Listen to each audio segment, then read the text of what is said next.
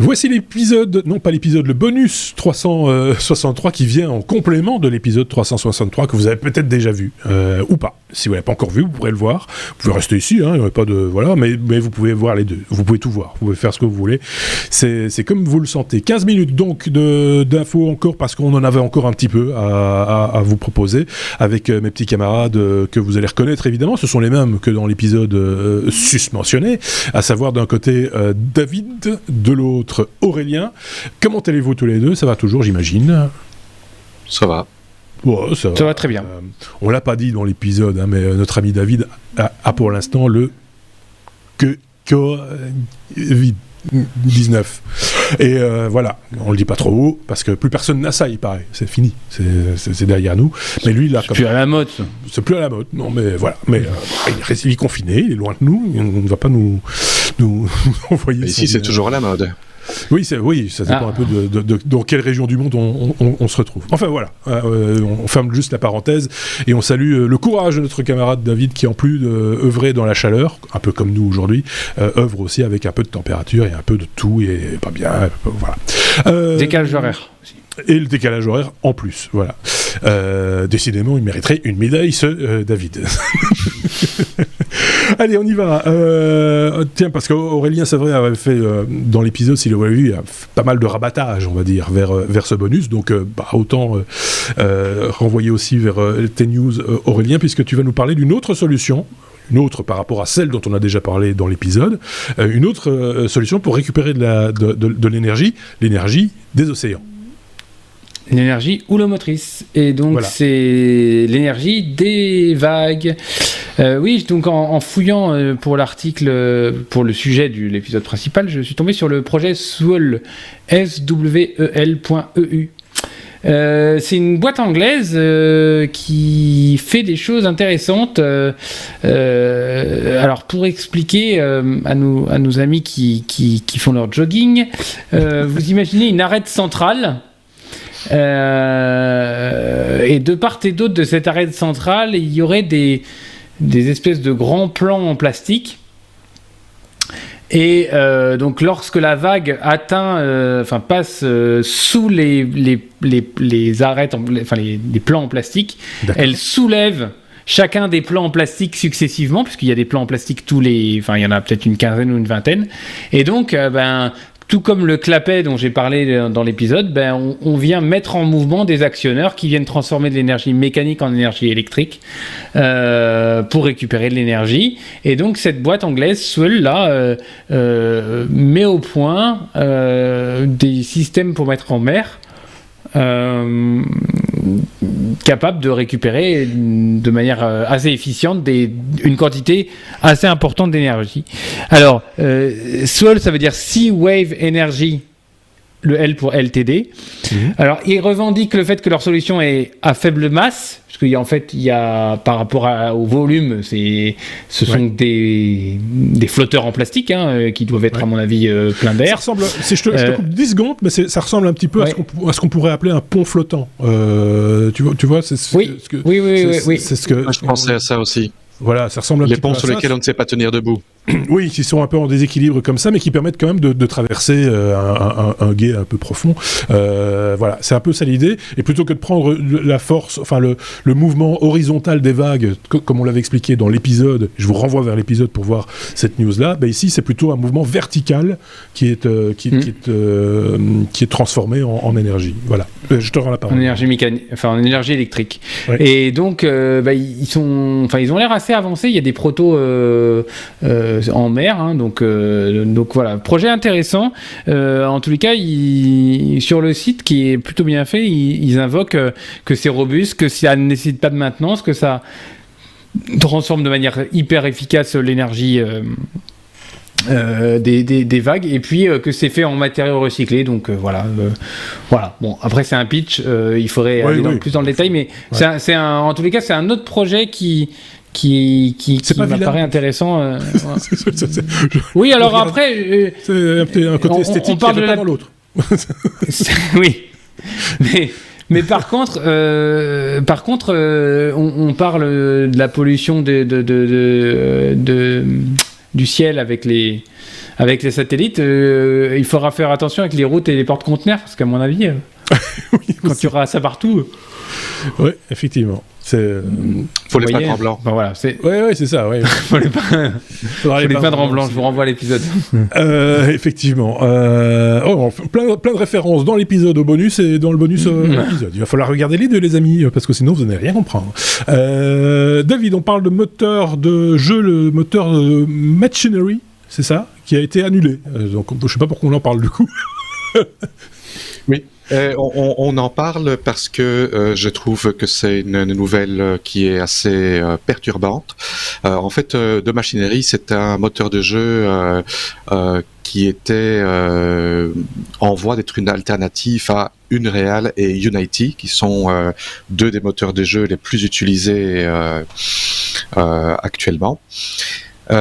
Et donc c'est un moteur de jeu comme ça, c'est des développements qui durent pendant des années. Il y a derrière des développeurs qui doivent apprendre le système, qui investissent des heures, qui investissent de l'énergie, qui développent des projets, qui en plus de ça doivent payer des licences pour avoir un accès anticipé.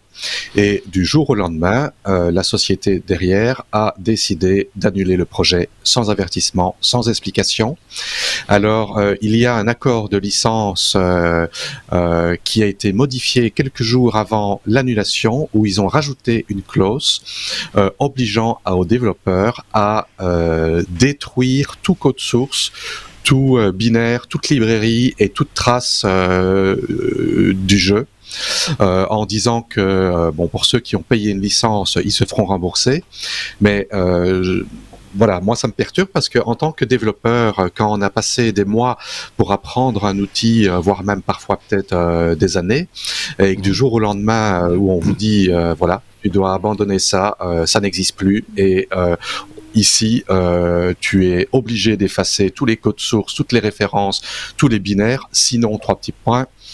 Voilà, je trouve ça pas super sympathique et j'ai beaucoup de peine pour tous les développeurs qui ont passé du temps. Oui, c'est ça. Oui, j'essaie de le retrouver dans ma mémoire parce que j'ai vu passer ça cette semaine, mais j'ai oublié le nom.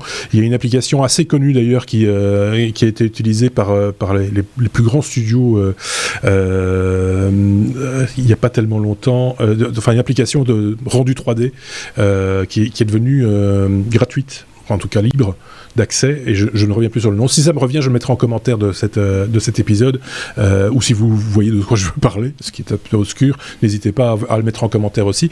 Ça peut permettre à des jeunes qui se lancent de se tester sur des applications qui ont fait les beaux jours de certains... je crois que c'est Pixar qui a mis ça en ligne récemment, et qui ont... voilà, c'est... oui, Aurélien, peut-être? Non, DreamWorks, non, ça, peut-être... Ou DreamWorks, je sais plus. C'est l'un ou l'autre. Je crois que c'est DreamWorks. Je crois que c'est DreamWorks. Ils ont lâché le truc en disant ben voilà, amusez-vous avec. C'est open source, ouais. C'est devenu open source, donc autant le savoir, mais on n'a pas le nom, etc. Donc si vous le retrouvez, n'hésitez pas à le partager avec nous. C'est toujours bien de savoir que ça existe, ce genre de choses. Tiens Aurélien, on va parler de... Là aussi tu avais fait un peu de retape dans l'épisode.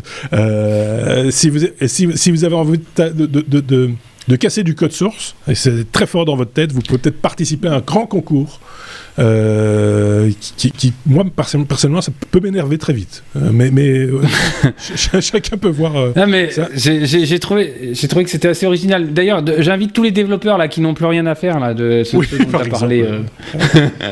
Je les invite à prendre leurs agendas parce que le 12 novembre prochain, s'ils ne savent pas quoi faire, la Financial Modeling and Excel Competition World Cup aura lieu.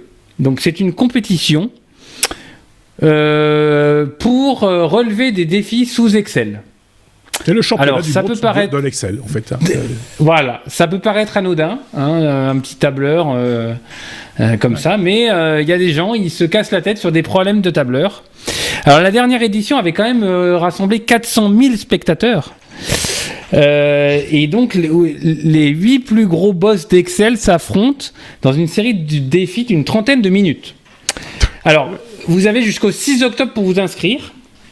Et donc, pour rejoindre la grande compétition mondiale, l'inscription coûte $25. Alors, franchement, à ce prix-là, on aurait tort de s'en priver.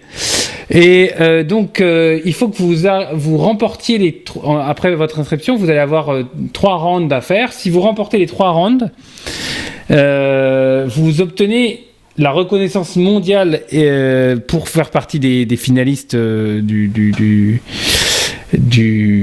concours. Et si vous remportez les 3 rounds, vous gagnez déjà la modique somme de $10,000. Vous investissez $25, vous récupérez $10,000. Je ne sais pas comment sont les rounds, mais et des licences Excel à vie, allez, perpétuelles. Ça devient de plus en plus rare, donc profitez-en. Alors, si vous voulez vous entraîner, dans le lien que je vous ai mis, il y a une petite vidéo en anglais de l'édition de l'année dernière. Quand même, ça dure 2h24. C'est une petite vidéo pour... 2h24. Voilà. Mais si vous avancez vite, vous pouvez... J'ai regardé un peu. J'avais pas le temps de suivre un défi complet, mais ça a l'air d'être assez intéressant. Ils vont vite, hein. Ils cliquent vite. Ils utilisent des fonctions que je ne connais pas. Je ne sais pas si on a le droit de faire des scripts VBA derrière, mais en tous les cas, sachez que ça existe. En tous les cas, juste si j'ai encore un peu de temps, moi j'ai vu en entreprise des tableurs Excel avec des trucs super chiadés dedans. Hein. Des trucs, il y a des mecs qui se font plaisir à faire des trucs. C'est un vrai talent. Vraiment complet. Alors après, à quoi ça sert? Non, je déconne, ça sert certainement à plein de trucs.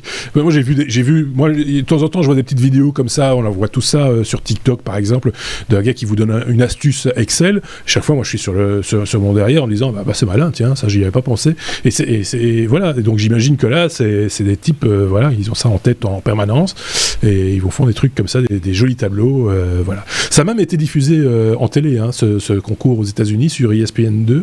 Ils ont diffusé ça à la télévision parce que c'est considéré comme du e-sport en fait, hein, de manière générale. Ok, qu'est-ce qu'on va faire d'autre? On va terminer, il reste 2 minutes 30. David, on va parler de Micron qui s'engage à investir $40 milliards aux États-Unis. On imagine que c'est pour fabriquer des semi-conducteurs ou des processeurs, ça doit être ça. Fabriquer de la mémoire principalement. Micron Technology est une des plus grosses sociétés productrices de mémoire, je pense, avec Samsung. Et donc les États-Unis, pour l'instant, sont en train de mettre en place tous des subsides et pour développer justement l'industrie du semi-conducteur sur place. Parce que la morale de l'histoire des 2 dernières années, c'est qu'on ne peut pas mettre tous les œufs dans le même panier et qu'il faut un peu se détacher de la dépendance vis-à-vis de la Chine ou vis-à-vis de Taïwan, vis-à-vis d'autres pays.